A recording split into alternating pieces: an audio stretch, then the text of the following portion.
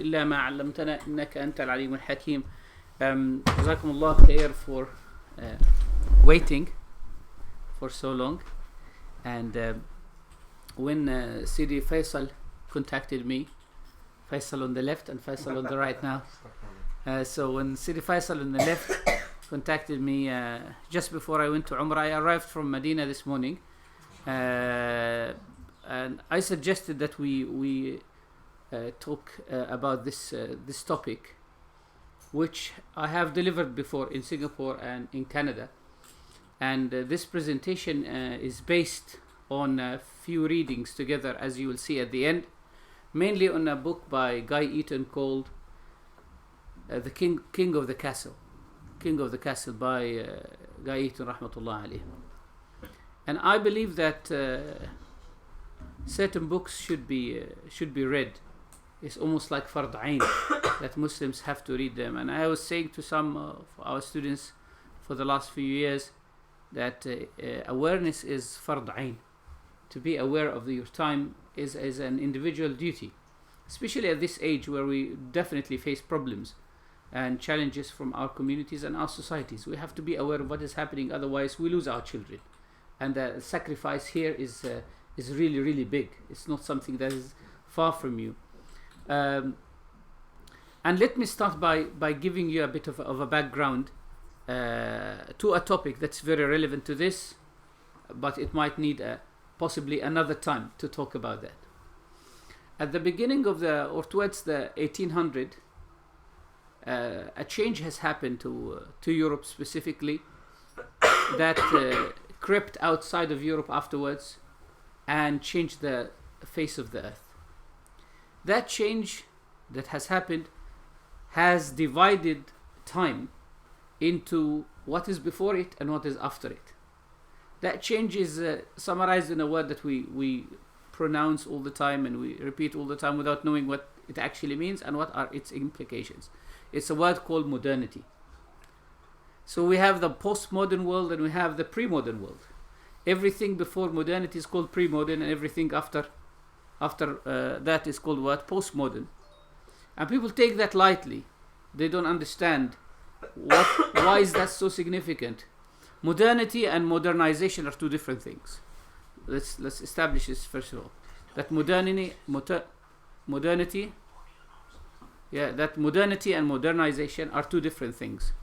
While modernization means to develop things that you have and develop your methods and means and change your ways, let's say, of dealing with the world around you, modernity is a completely different creation.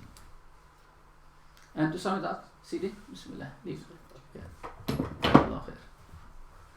Modernity, in its essence, means respecting no definition.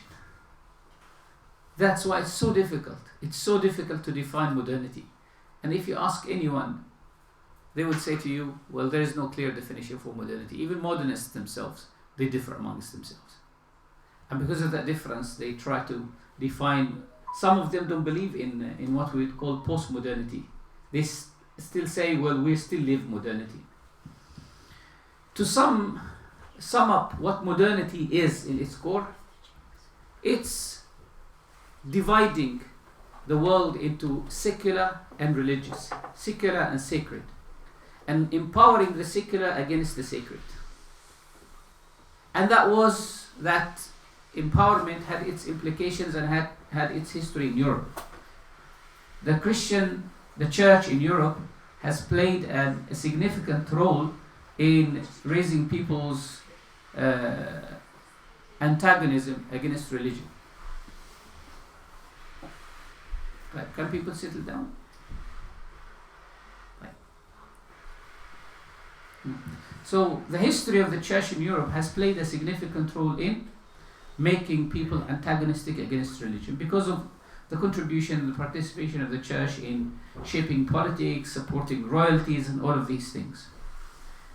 Europe at a certain point decided, and obviously suppressing thinking and science, Europe at a certain time decided that the religion is a chain that cripples its development towards the future.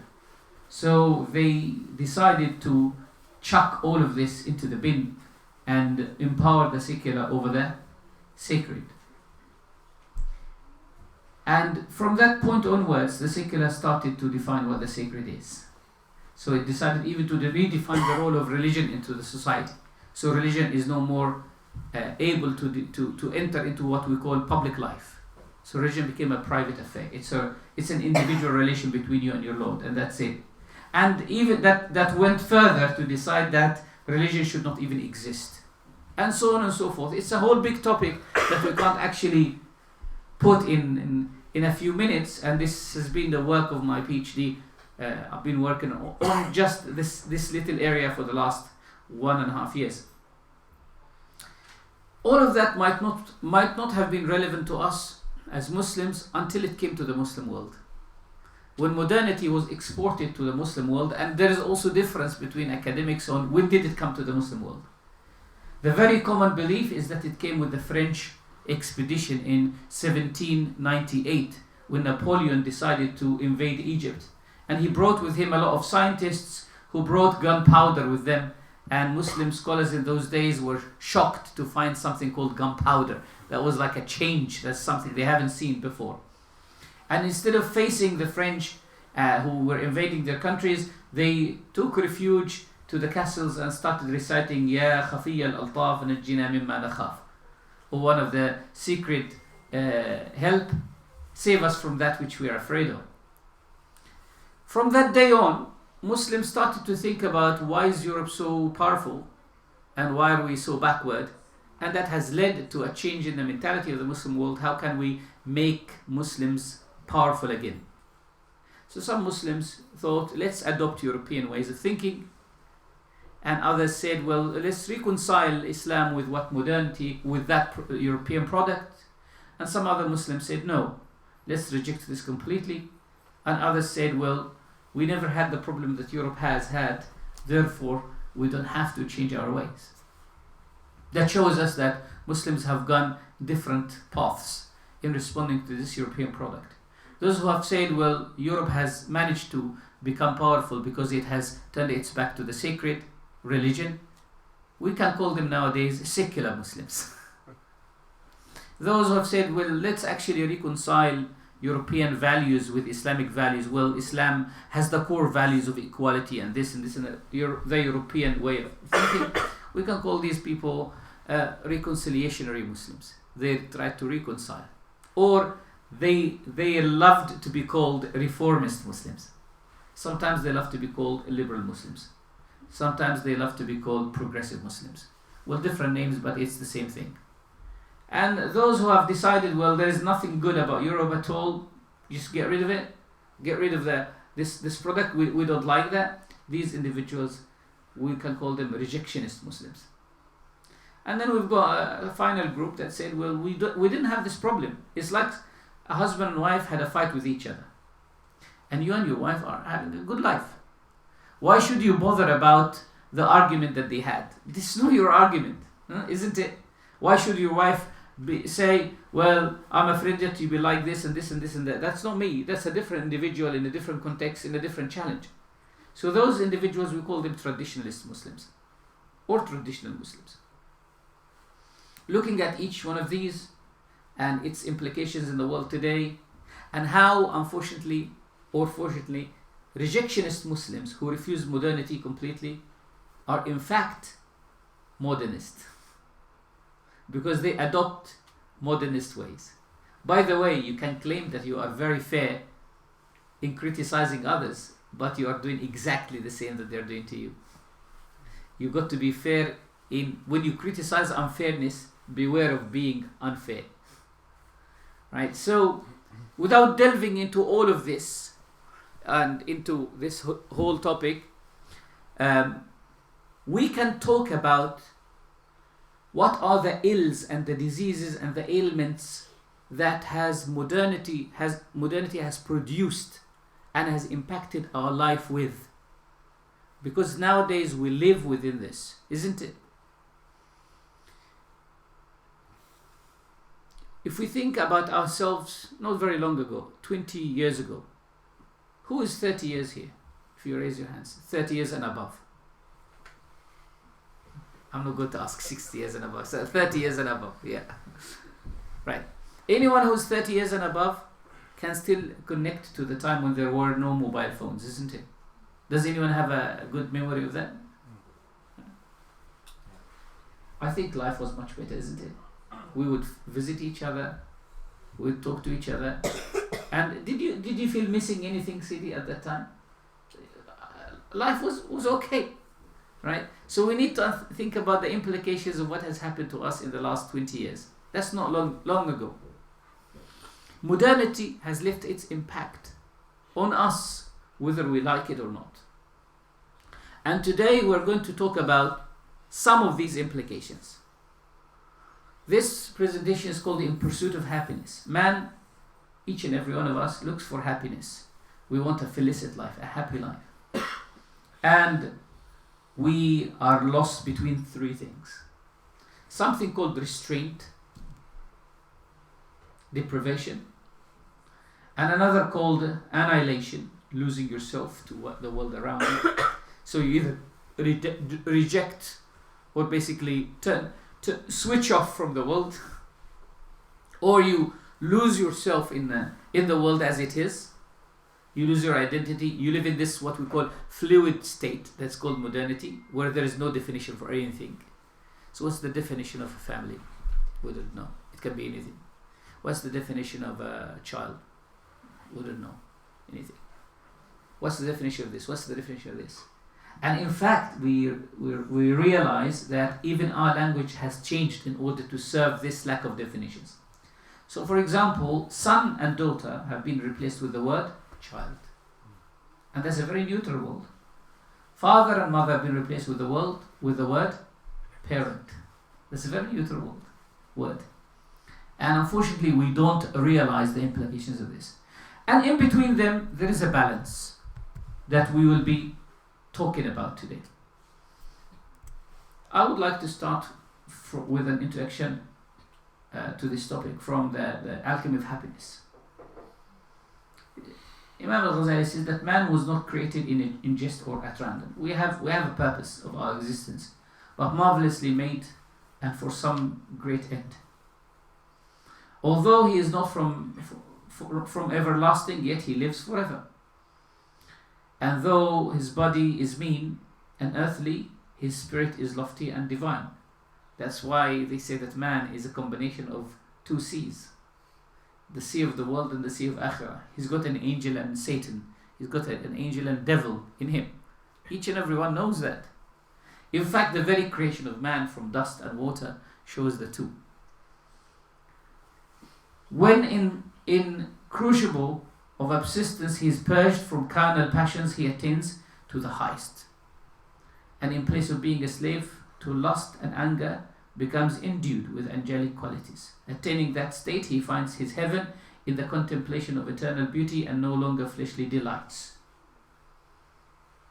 The spiritual alchemy which operates this change in him, like that which transmutes base metals into gold and is not easily discovered. That's actually the equilibrium that we search for throughout our life. How can we transmute? How can we change base metal, these carnal desires, while using them? That's why I said balance between restraint, where you say no, denial, complete denial of your carnal desires, and annihilation, complete following of your carnal desires.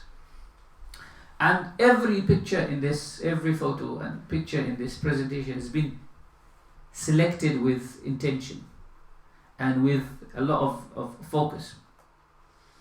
In the life of a butterfly, the butterfly starts in an egg, isn't it? It doesn't become a butterfly overnight. It develops into a caterpillar. And the caterpillar has to eat and eat and eat and eat and eat and eat in order to grow. But then after eating, what happens to it? It has to go into a chrysalis, a cocoon, deprive itself from all its external needs. And then it comes out. but it comes out as a completely transformed thing. The Prophet ﷺ says, "Mutu qabla an tamutu." Die before you actually die. Meaning, choose to die spiritually from your physical desires so that you live forever. So, let's call this life, this modern life that we live in, to imagine its problems, let's call it the circle. We live within a circle. When someone looks around him in a circle, he can't see any door. There are no doors in a circle. So human beings who look around themselves and see that they are in a circle and realize that there is no door might take one of three decisions. Either just give up and say, okay, I'm in a circle. Or the other is that they become in denial. I'm not in a circle. Which means they are still in the circle but they don't believe in it. Or they start thinking, how can I get out of the circle in an innovative way? And if they do that, they will discover that getting out of that circle doesn't have to be right, left, front or back. It can be upwards or it can be downwards. You can dig a tunnel to come out of it, or you can just fly or jump outside.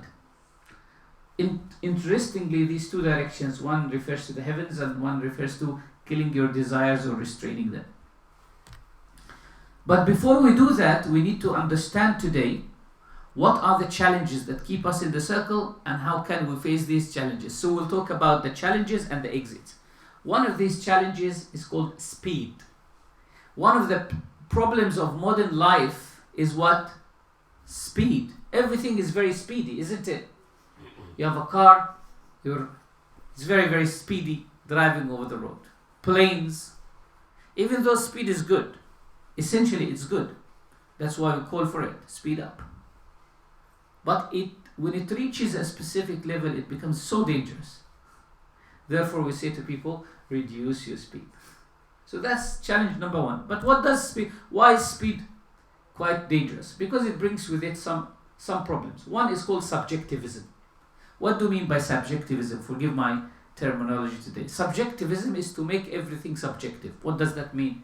It means that everything becomes individualistic in nature. For example, you want to see this place as a room, that's your opinion. I want to see it as a grave, that's my opinion. You want to see me as you want to see this color as brown, that's your opinion. Someone else wants to see it green, that's his opinion. Well, so we end up with having nothing around us becomes static or definitive. The opposite of subjectivism is called objectivism. Objectivism is when you look at the object and you describe it as it is. That's problematic. Why is that problematic?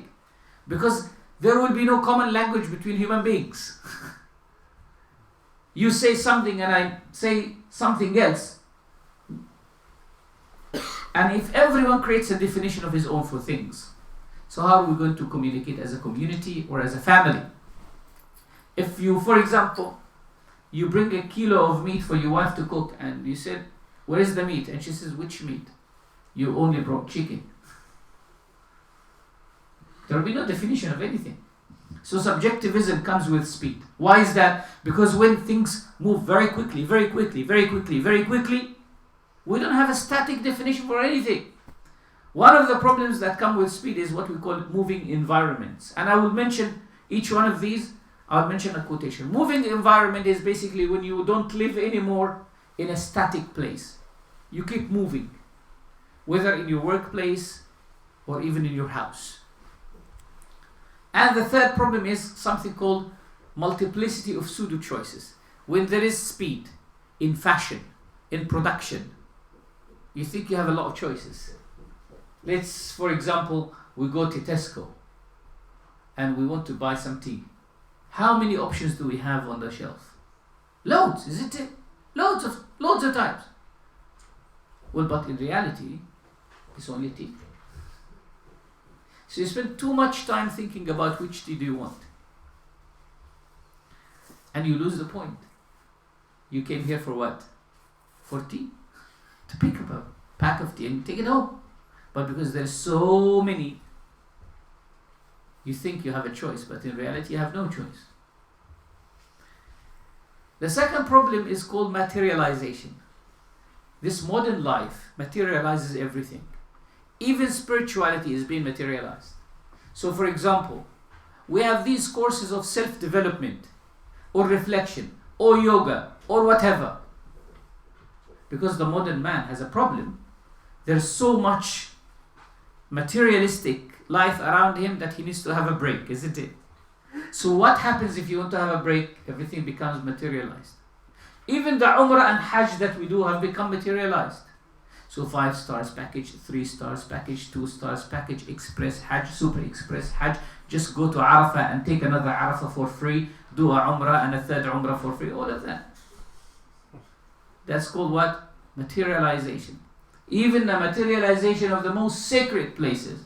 You just need to look at the picture of Makkah al-Mukarramah and you will know how materialized we are.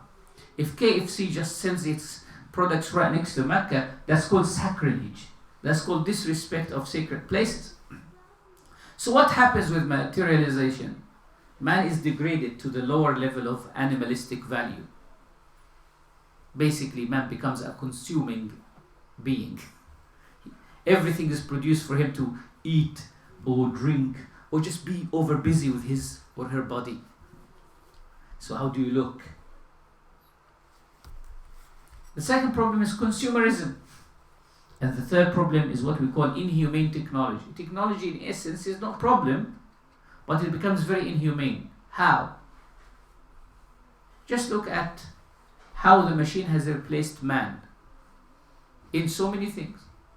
And what have we lost with that? Not only people have been laid off from their jobs because the machine has taken their job, that's the least problem, but more importantly that man has lost the ability to use his hand and a lot of his talents.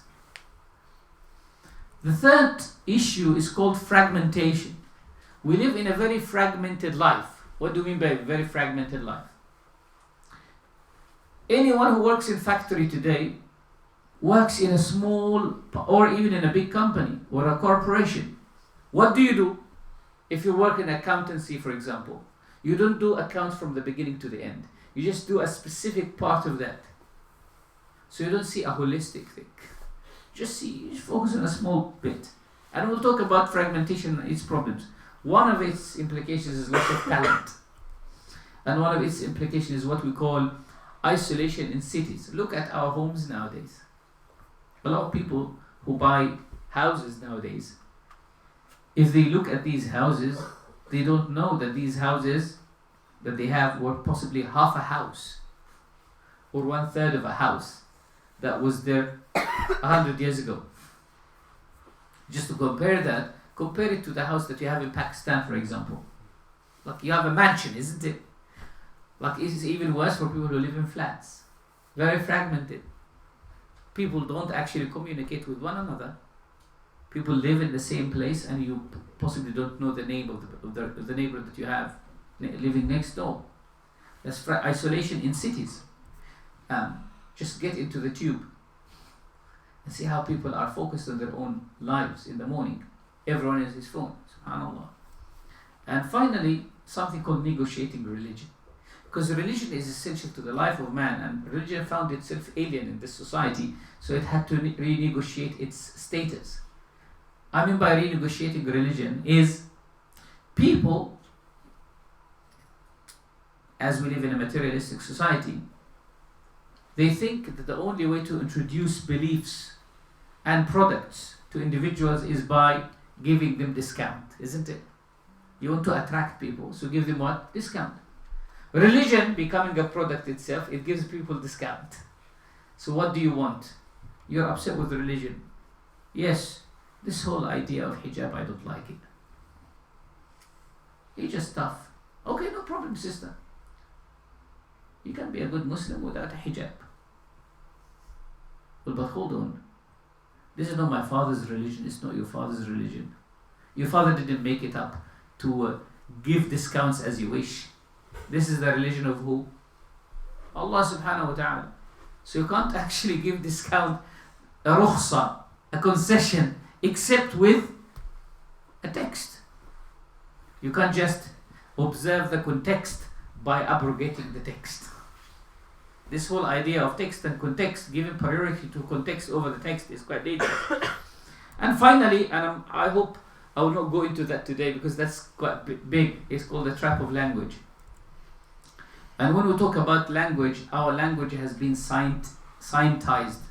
It has been moved from the normal human language into scientific rigid language and has been mathematized. Our words are technically like numbers.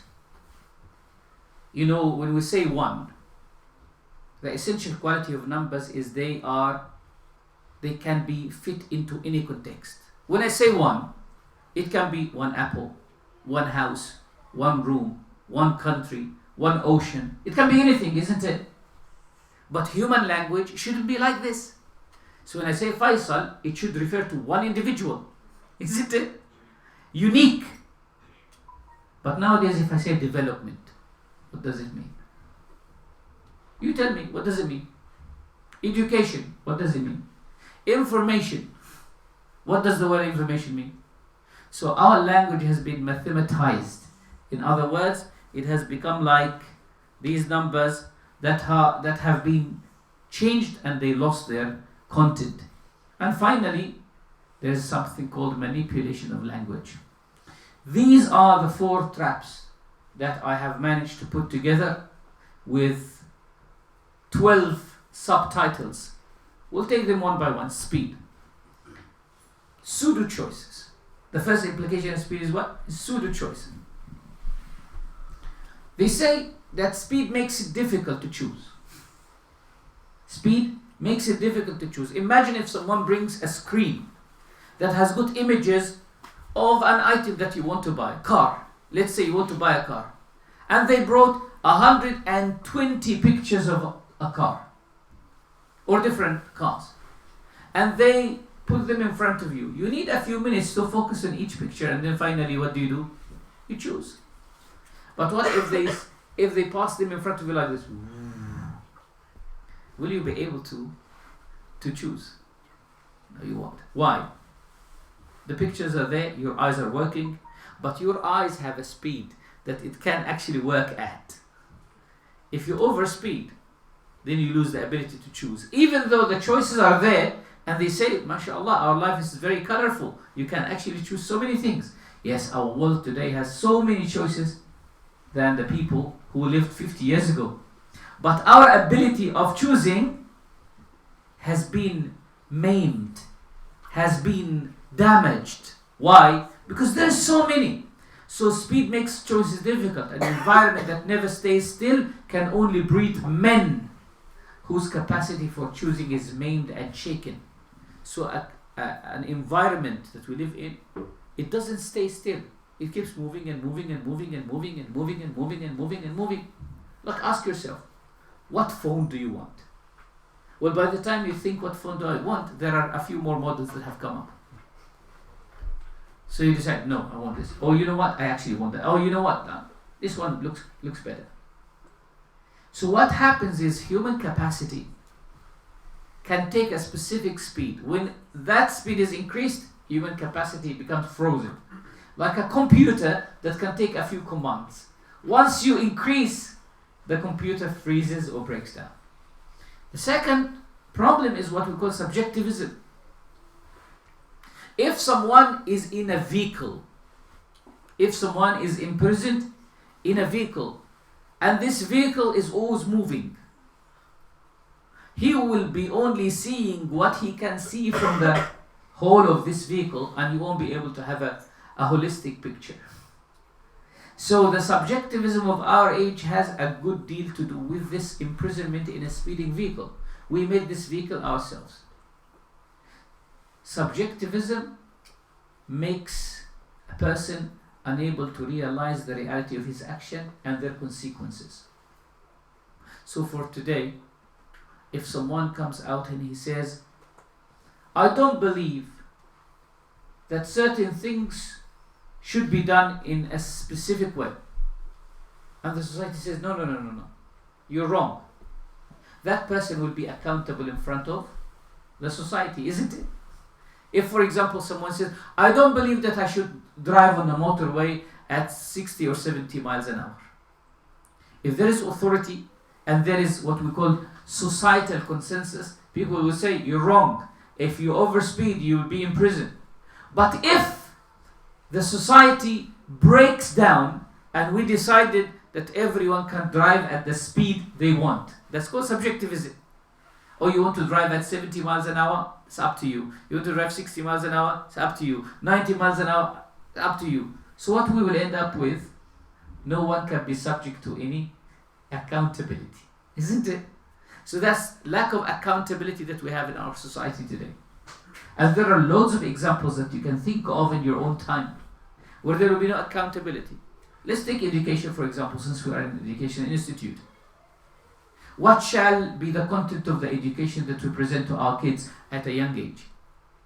If we decide what is proper and what is improper as a society, then we can hold accountable someone who breaks this. But if everyone comes up with a decision of his own, then we're damaging our society, and we tell people, you are damaging the society. They will say, no, we're doing what is right. What is right is not what you think of as right, because you didn't live in this world alone, nor do you live in a society alone. Yes, you are free to walk naked inside your room. No, but you're not free to do that, by the way. Are you? No, you can't do that. If you have kids, if you have children, you won't be able to do that, can you? So you're not free. Complete freedom is nonsense. It's fake. You're not free. If you're completely free, then you can do anything you want at any time you want in any way you want. But you don't do that. You can't do that. Complete freedom equals what? Chaos.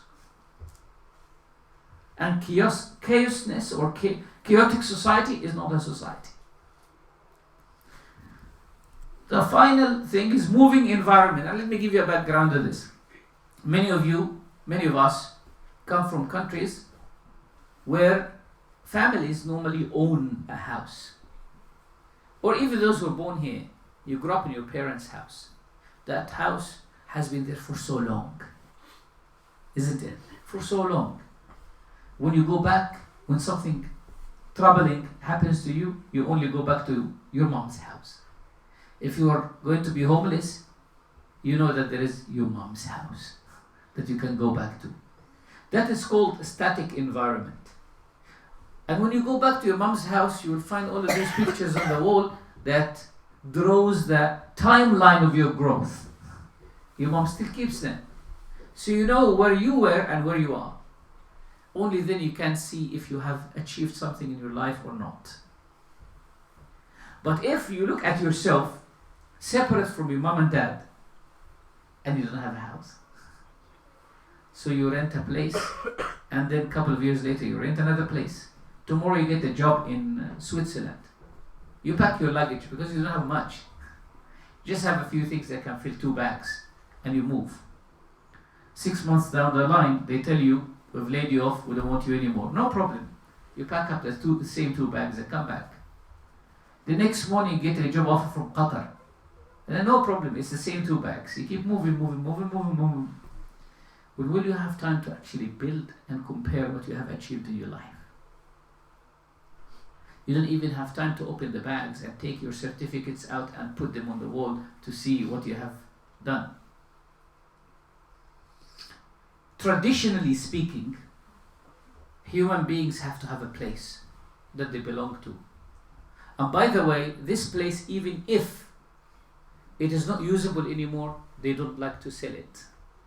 Because it's not the value of the place, that it's not the value of the land, it's the fact that this is my environment. My parents' house in Egypt, no one lives there. Since both parents have passed away and all of us live outside. And subhanAllah, for a long time we've been thinking what to do with this house, what to do with this house, what to do with this house. Actually, 2 options have never come into our minds because that's not a negotiable option. One is to sell, second is to rent. That's not discussed because that's not an option. We don't sell the house and we don't rent the house. But we were thinking, how can we revive the house in a way that keeps it alive even though no one lives there? And I came up with an idea to make it a maktab for Hifz al-Quran, so that to give it for free for people to come and memorize Quran there. So while men of the past were rooted in their environment, they moved and engaged in activities.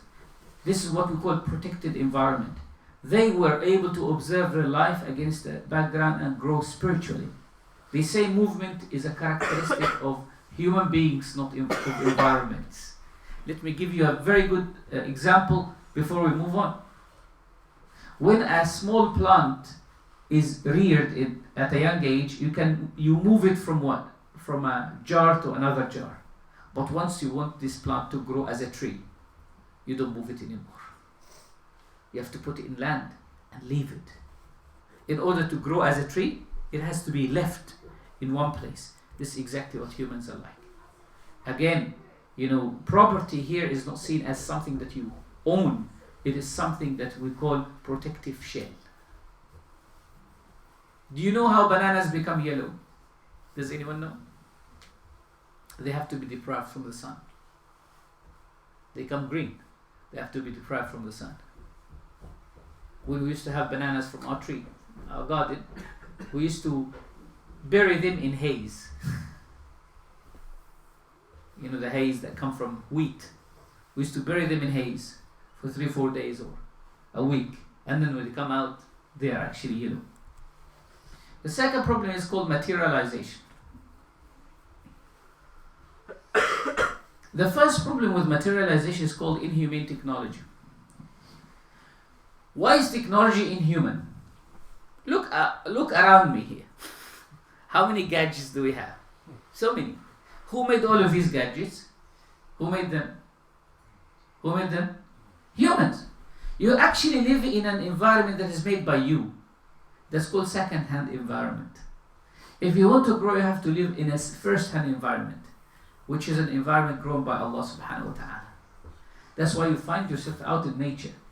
But you look around you, and you live in a society that is built by you, that is made by you, gadgets made by another human being. So they said it's very unhealthy for humans to live among products of their own labor. This is in essence, a second-hand environment. We become in no contact with reality, because that's no reality. That's artificial. That's fabricated. That's made up. So that's not reality. And without this contact, without contact with reality, we cannot survive physically or spiritually. You know what does that actually breed? It breeds in us a false feeling of power, that we think that we're gods. Because you have created something and you live within your own creation. No wonder then that atheism is very associated with this type of environment. Because it is, and very interestingly, subhanAllah al-Azim, very interestingly, most of reconciliationists who sometimes present themselves as Islamic movement, they promote industry. And industry of all activities is the least sacred. The most sacred is agriculture. Next to it is trade. And finally, industry. And this is a whole topic by itself. Industry that Islam promotes should be subsequent to agriculture. It shouldn't be ahead of agriculture. The industry that we live in makes synthesized material, fabricated material. So everything becomes what? Synthesized. It is made in the lab. It is not made out in the environment. But industry that should be there should be something that deals with nature. But our industry is not like that. That's what they say, artificially generated. This is artificially made, artificially generated. Are these like artificial colors or real colors? The artificial colors. If everything is artificial, then you're in a big problem. The second problem with materialization is degradation. They said that modern societies, in reality, with this tendency to close all the exits of the circle, imprisoning man only between his desire and his like imprisoning man within his desires, make us technically the lowest of the lowest.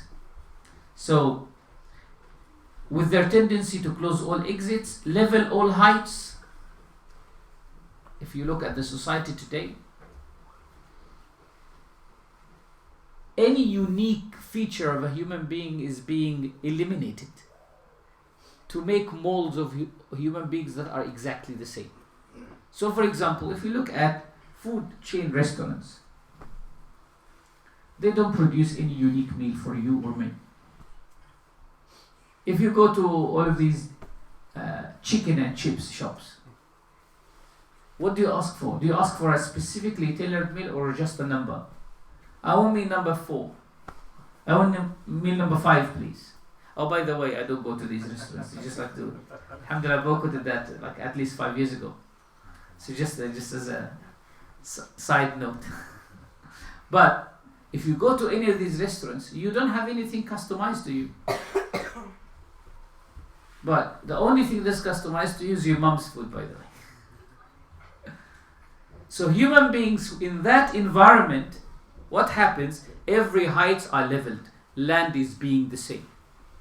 Look at Mecca, or look at London. Back in the days, people used to travel. I remember like 12 years ago, when someone would invite me to Ilford, to go from central London to Ilford. That's like a migration. Migrating to Ilford and taking the overground and the underground and the overground. Nowadays, Ilford is just there, isn't it? Croydon was like a different city. Nowadays, even Birmingham is not a different city anymore. Khalas, it's just so leveling everything. You know, when you level everything, you're basically reducing human beings to just animals. And there is something related to this picture for those who don't understand this.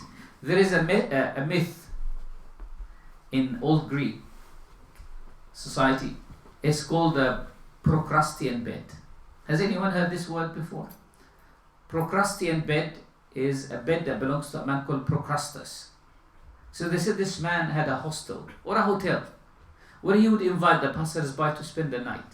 You're traveling and he says, come and stay here. And he had one bed in the hotel. That's the size of the bed. But you have to be exactly the same size of the bed to sleep in it. So if you're long, if you're tall, he would cut you to fit you according to the size of the bed. And if you're short, he had a hammer to expand you. They took this concept, Procrustean bed, and they use it today to refer to any society where human beings are pushed to be the same.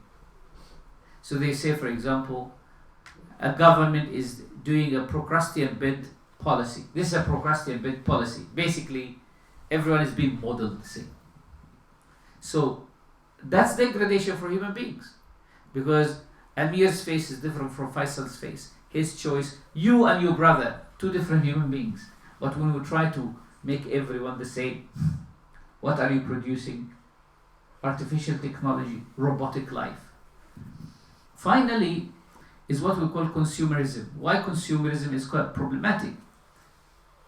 We have what we would call massive production.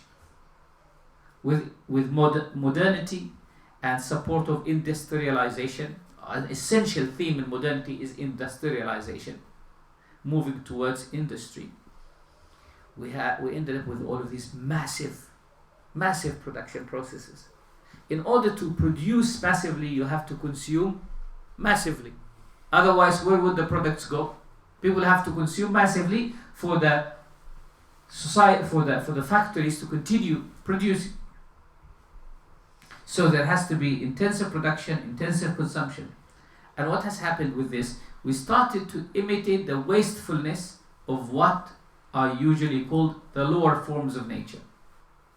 The lower forms of nature are those animals that basically take what everyone else doesn't want. So let's say, for example, there is a dead animal, let's say a lion has hunted an animal, or a tiger has hunted an animal. It doesn't eat the whole of it, does it? It doesn't eat the whole of it. A lion only eats living animals. It hunts and then eats. When the lion goes away, who comes to the dead animal and eats? Hyenas, eagles, These are called the lower forms of nature. We become very wasteful. And subhanAllah, there is something funny that happened a couple of days ago when we were in Al-Madinah Al-Munawwara.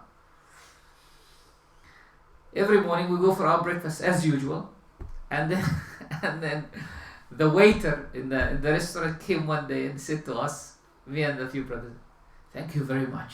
I would like to thank you. I've been observing you for the last few days. You guys make our job easy." I said, "How?" He said, "You eat what you take in your plate."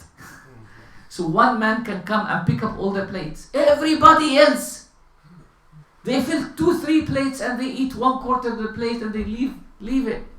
So one table requires 6-7 people to pick up the remaining parts. I said, "Allah khair, we don't do that for you to thank us, but we have a duty as Muslims that we eat what we take. SubhanAllah. ما ملأ ابن آدم وعاء شرا من بطنه." We always say that just before Iftar Ramadan, that a human being doesn't feel something worse than his tummy. Let's go for food. After we say that, they say, let's go for food. Human beings, man has always traveled for a goal transcending the pattern of biological consumption and production.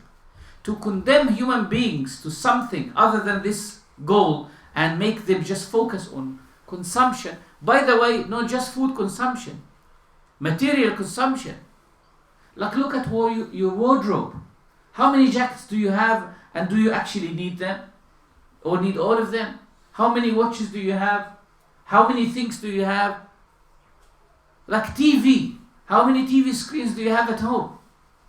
Nowadays we have one for the living room, and one for the kitchen, and another in the bedroom. La hawla wa la quwwata illa billah.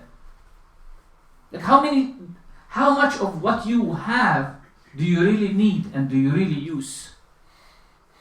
That's what we call consumption. To condemn human beings to the repetitious production of objects which have no intrinsic value. They have no intrinsic value. Imagine if you have one watch, it has value for you. It remains with you for all your life. But what happens because things become very cheap? We just go for anything. Ministering not to real needs but to an insatiable greed for consumer goods is to condemn us to futility. That's why when we bring our children a phone they've never worked for, they just flick it, break it, and it's just a phone. You can just replace it. But I remember back in the days, if you break something, they would never replace it for you. It was the only thing. The third one is what we call fragmentation. And for fragmentation, we live in fragmented society. We have what we call isolation in cities. We live in big cities. But we actually don't have human contact. We replaced human contact with what we call social media. So you have 5,000 people that you can contact on Facebook. And if you open another account, you can double that number. If you open 3-4 accounts, you have 20,000 people. But in reality, how many of these people do we know? So this is the quotation. In cities, we touch only as dummies in a shop window. You know how displayed dummies are in shop window? They don't actually touch on each other, and there is no human interaction. We look like humans, but we know. There is a limit, and this is very profound. There is a limit to the number of human contacts to which we can respond. We can only respond to a specific number of conversations at one time. There is only one phone line, but nowadays, mashallah, you can actually place more than one call on the same phone line at the same time. When the demand made upon us is excessive, what happens? We retire into a subjective shell and thereby diminished. The loss of talent. And this is very, very interesting thing. Some years ago, and I possibly mentioned this before, some years ago, we went to Orchard Castle in Inverness, up north in Scotland. The castle doesn't exist anymore, only the remains of it. But there was an explanatory wall showing the jobs that did exist before in the castle, the hierarchy of the society in the castle. There was the owner of the castle and his wife, and there was different people doing different jobs. You've got a person who's medical, and then his assistants. They've got individuals who take care of the horses. The blacksmith who makes the horse. What do you call it, Sidi? Hooves. Huh? Hooves. Yes, he puts the metal thing in the hoofs of the horse. And you've got people who actually help even in that. SubhanAllah, if you even think of the amount of jobs that are associated with one little thing, you won't believe it. Book binding, just as an example, book binding is something that we have nowadays. We don't talk about. Why? Because it's the machine that does it. A few years ago, I bought a book on book binding. There was actually a lady somewhere in can't remember. It's called Malvern, I believe. Is there a city called Malvern? Yeah, Malvern. Huh? Malvern Hills. Yeah, here in England. She's a bookbinder, professional bookbinder. I wanted actually to go and take a workshop with her, do a course with her on bookbinding. It's just an amazing job. It takes long time of choosing the leather, of choosing the glue, and working. SubhanAllah, it's just an amazing thing. This is not something that we can do anymore. This is not something that we can do anymore. Use of the pen, which we have actually lost. If I give you a pen and I ask you to write. Use of the ink. How many of us do actually have ink pens? Fountain pens? No one. This is a problem. This is actually a problem. Why?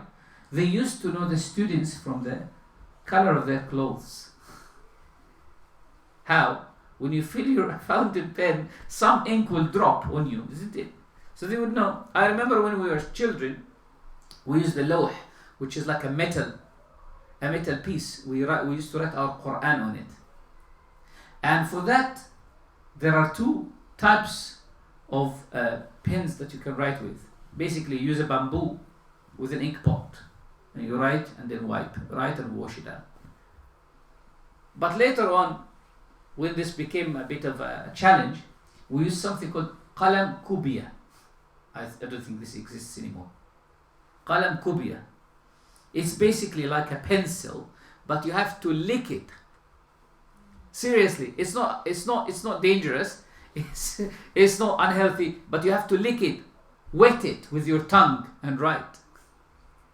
So it's like a pencil. You basically sharpen it, and then it's very dark blue, and you have to lick it with your tongue. Basically, you're writing the Quran with your what? Saliva. This is how we actually used to write with this. These things don't exist anymore. Nowadays, everyone types on phones, and so a society. I hope this doesn't offend anyone who works in a job or in a company. But they say a society of job holders is not merely one that lends itself most conveniently to fragmentation. It is also a society in which the majority have little opportunity to satisfy their needs to do or to make things that have a mark upon them. Why? If you work in a big company, who gets the credit? Your manager. Where is an award for the company? Who gets it? The manager. And as a small employee, you have to be a bit hypocritical to your manager in order to continue in the same job. So what happens? People get credit for something they have not known and they haven't done. And others full of resentment for the upper class in the company, they have to continue rubbing their shoulders in order to continue receiving the salary. That's one disease. Man is not a cog in a machine. Human beings are not cogs in machines. Let's think about something. Thomson. You know that shop, Thomson? The shop that makes changes watch batteries and does a lot of things. Huh? Timson's. Oh, Thomson's, Timson. It's just like HALAQAH. Jazakallah khair. Timson's, yeah. So Timson's, where did it get its fame from? You tell me. It's known, isn't it? It's known. It's a very credible place to do what it does. But where did it get its credibility from? No. Huh? It's a family business. It started as a family business. And if you go there next time, I went there a few times, check on the wall the images of the managers and how did it start and how is it continuing. Any big business today started as what? As a family business. And it became very famous because of that. So as human beings, we're not cogs in machines. When we have a job, that job has to be unique to us. It's this uniqueness that makes the job survive and makes us who we are. Excessive division of labor can result only in the production of goods that are useful. Yes, when you make a car and you only participate by putting a small piece in the car, you make something useful but not beautiful. It's useful, but what? Not beautiful. For coordination and lucidity are essential to beauty.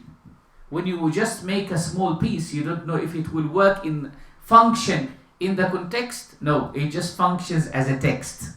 It functions on its own. Yes. Can you test if this engine works? Yes. But does it really fit?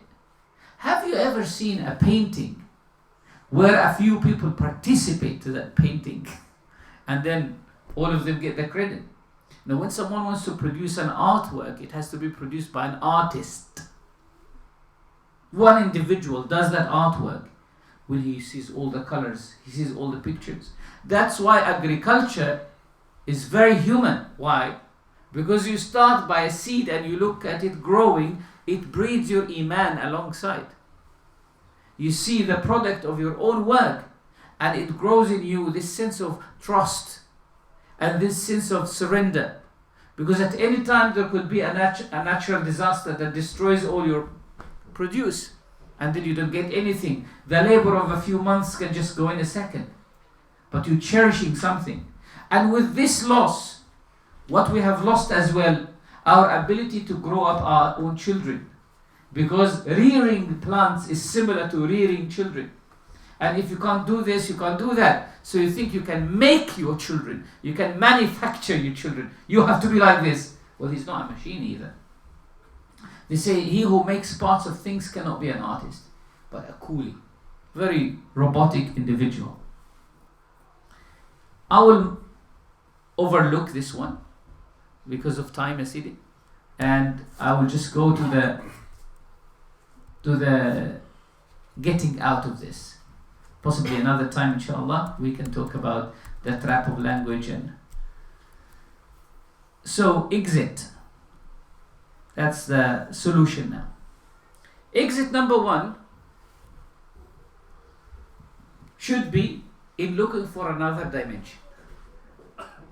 As I said earlier, don't look around you, look for another dimension.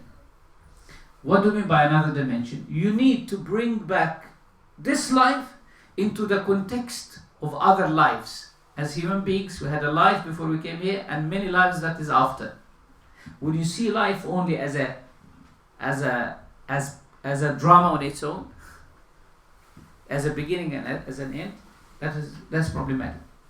They say, so tight a system comes to existence, it cannot be resisted within its frame of reference. You can't resist a system by referring to itself. You can't treat the problem of lack of spirituality by producing some yoga and some self-development. There is nothing called self-development. We talk about tasawwuf. Tasawwuf is not self-development. It is self-repression. Because you realize in tasawwuf that yourself is what is standing behind you, is standing between you and your development. So you can't develop yourself and think that you will get out of the problem. When you develop yourself, you get more into the problem. As in many human situations, the more man struggles to free himself from it, the more surely he is trapped. And the exit from this vicious circle may be in a different dimension, a different frame of reference. Human beings are terrestrial animals. And we have always been occupied with our extraterrestrial destiny. What gives people hope in this life and its difficulties is believing in akhirah. Believing in another life. Because a lot of people come to this life and they suffer and they leave. If you think of this life as the only existence, what happens? People lose hope. By the way, I'm not talking about non-Muslims. I'm talking about Muslims. Here I'm talking about Muslims. Loads of people. A woman who gets divorced. A man who gets cancer. A family that is broken. A child who doesn't have his parents. An individual who loses his job. A person who doesn't get married. He loses all opportunities. Your brother or your sister taking your share of inheritance. Someone betraying you. All of these sufferings, what gives them meaning is believing that there is something called another dimension. If you don't believe in that other dimension, you will be a victim of your own troubles and pains.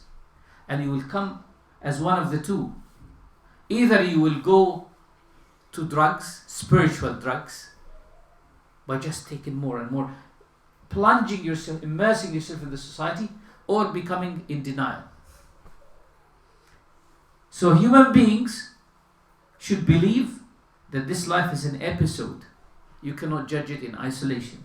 From this, human beings can derive contentment from the despises of the modern age. The second thing, the second exit is what we call embracing. What do you mean by embracing? You need to embrace the fact that as human beings we suffer. As human beings, we're living in this world, we have challenges. This is the nature. Ibn Ata'illah Secondary, master, subhanallah, he said it in such a small sentence. He says, لا تستغرب وقوع الأقدار ما دمت في هذه الدار. Don't be amazed. Don't be shocked when troubles trouble you as long as you are in this abode. This is the abode of troubles. What do you expect? Imam al-Haddad, another master, brings it to life, and he says that this life, why should you expect any good in life that is called dunya, the lower? It's called dunya, easy, cheap. No one would ever expect something from something that's cheap. If someone wants to sell you something cheap, you will always feel a bit strange about it. Why is it so cheap? Why is it so cheap? Why is it so cheap? Isn't it? You're buying a pair of shoes, and at the shop they are displayed for £100. Someone wants to sell them to you for £30. Isn't it? What's wrong with it? Isn't it? But this is called dunya, near, something accessible. It's accessible. The Prophet ﷺ, what did he say? He said, لو كانت الدنيا تساوي عند الله جناح بعوضة. If this life was really worthy of anything, Allah wouldn't have given it to those who disobey Him or those who disbelieve in Him. And if you look around you, you find a lot of people who have big fortune in life, but little and small or sometimes no fortune in faith. So that means it's very cheap. And in fact, it doesn't have any value. That the ulama, and Imam Shafi'i radiallahu ta'ala also said something really amazing. He said, if you look, you realize that the ulama and the salihin, they don't have a good life. That's natural. He said, قلت للفقر أين أنت مقيم? I asked poverty, where do you live? Can you tell me your postcode? Come to visit you? قال لي في عمائم الفقهاء. He said, I live in the turbans of the fuqaha, of the scholars. إن بيني, so possibly search my imam, you find poverty living there. إن بيني وبينهم لإخاء. Me and them are in brotherhood. وعزيز علي ترك الإخاء. And I don't like to break this brotherhood. Why? To the level that one of the ulama wrote a book on the poverty of the ulama. On the poverty of the ulama. I think his name is Ahmed ibn Ali Dalaji. Yes, Ahmed ibn Ali Dalaji. He wrote a book on the poverty of the ulama and what has it caused them. Anyway, going back to this, embracing our problems and embracing our troubles. It doesn't mean, by the way, being submissive, but it means realizing that it's part of your life. Realizing that everyone has a package of good and bad, and you only see the good of it, you don't see the bad of it. But if you dig deep, you realize that each and everyone has a challenge of a sort. We're witnessing now an attempt to eliminate painful aspects of human life. Those who try to sell to us that human life is amazing, it's an amazing life, you will have this holiday that's great, they're telling you it's great holiday, but in every great holiday there's some pain, some problem. Not by raising above them, but either abolishing them, which is impossible, or by pretending that they do not exist. It was possible for the people of the past to accept these conditions because life was situated in an infinitely wider context. Today, most people are confined in a place that knows no elsewhere. The first command Allah subhanahu wa ta'ala mentioned in the Quran was to believe in Akhirah. الَّذِينَ يُؤْمِنُونَ بِالْغَيْبِ. Those who believe in the unseen. Only by believing in the unseen, it gives you hope in the seen. But if you don't believe in the unseen and you only believe in the seen is incomplete. So how can you enjoy something that is incomplete unless you believe in something that is complete, or that there will be completeness? Why should someone lose his wife, or a wife lose her husband at the age of 30 or 35, and then she lives for the rest of her life an incomplete life, unless she believes that there will be a final destination where there will be a complete union, and all of these things will be completely forgotten? It will be just like a small memory that that has been erased. If we believe that computers' memories can be eliminated and we can set up a new program in them, can't we believe that Allah subhanahu wa ta'ala can set up new programs on us on the day of Qiyamah, as He said subhanahu wa ta'ala, إِنَّا أَنْشَأْنَاهُنَّ إِنْشَاءً. We have rebuilt them completely. فَجَعَلْنَاهُنَّ أَبْكَارًا عُرُبًا أَتْرَابًا. Like an old man is not an old man anymore. Right? That's good luck to you. An ugly woman is not an ugly woman anymore. Khalas. When a woman came to the Prophet ﷺ, she was like in very late age of her life. She said, Ya Rasulullah, ask Allah to take me to Jannah, like to admit me to Jannah. He said, an old woman doesn't go to Jannah. And then she cried. The Prophet ﷺ said, send her back to me. Well, he said, do you think you will be old when you go to Jannah? Definitely not. You'll be a completely different human being.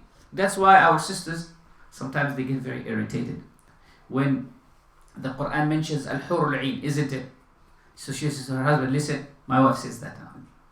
Listen, no Hur Al-Ain for you. I said, of course, I don't want anything. No Hur Al-Ain for you, huh? We live with that mentality because we think that we will still have all of these bad feelings in Jannah. Oh, I envy this, I like this. We will be completely conditioned in Jannah that even the feeling of envy, we will not have it. We'll have no idea of it. Just like a child who doesn't have an idea of loads of things that an adult has. So the more we try to insulate ourselves against the harsh realities of human condition, the more unreal our world becomes and the further it is removed from all contact with truth. The third exit is what we call wholeness. We need to live a whole life. I mean a whole life, holistic life. Since man, as we know him, is fragmentary being, what do we need? We seek to be whole. How do we get that?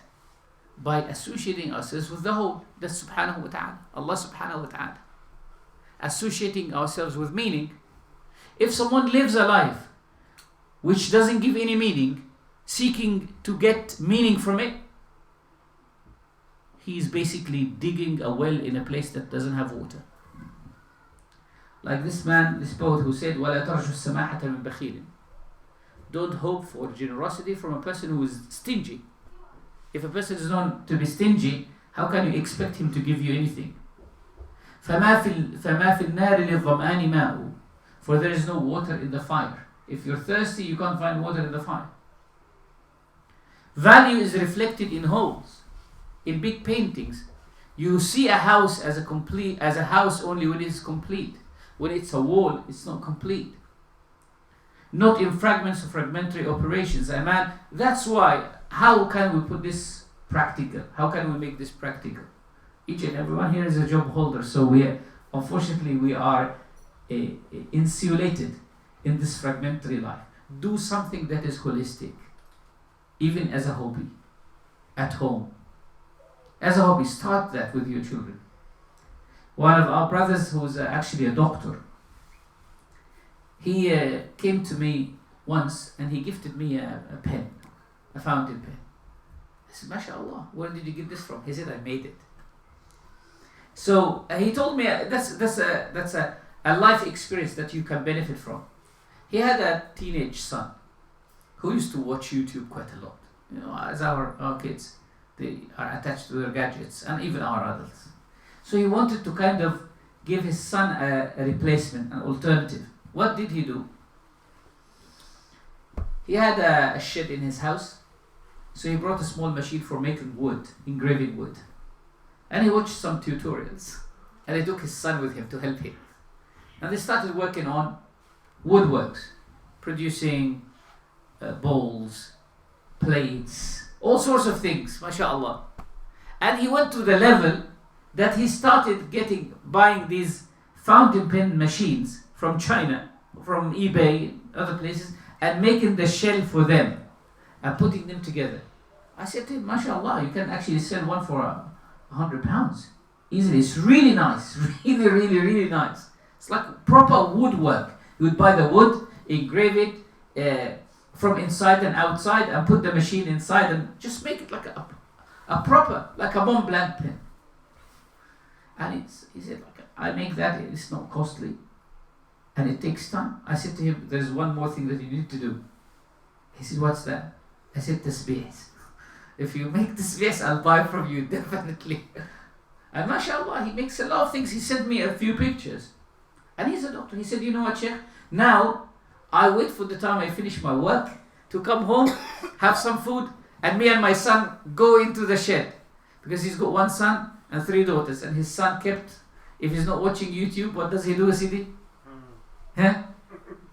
Oh, if he's not playing games on... Exactly. Fight with his sisters. So he said that was the... Nowadays my wife comes to me and makes tea and brings it. I say, thank you for keeping him quiet. And subhanAllah, the boy is a very lovely boy, but once he doesn't have anything, he fidgets all the time. And most of us, we complain that our children are fidgeting all the time. Yeah? What do you need to do? Keep them busy with something. And that's something that he did. And stillness. They say a caterpillar will not become a butterfly if it is denied its chrysalis. You need stillness every day. That's why they say ساعة الأوراد تصفو بها القلوب. The hour of awrad, reciting word or dhikr, this is the time when that's the time between you and Allah subhanahu wa ta'ala. If you don't have this stillness every day, you will not grow. For beauty to penetrate or for concentration to become stabilized, what do we need? Time and stillness. You need time and stillness. If you have no time for remembering Allah subhanahu wa ta'ala, if there is no stillness for remembering Allah subhanahu wa ta'ala, no beauty will penetrate your soul. And no concentration will happen. Ever. Remember that stillness enables you to rework the language that comes into your ears every day and filter it.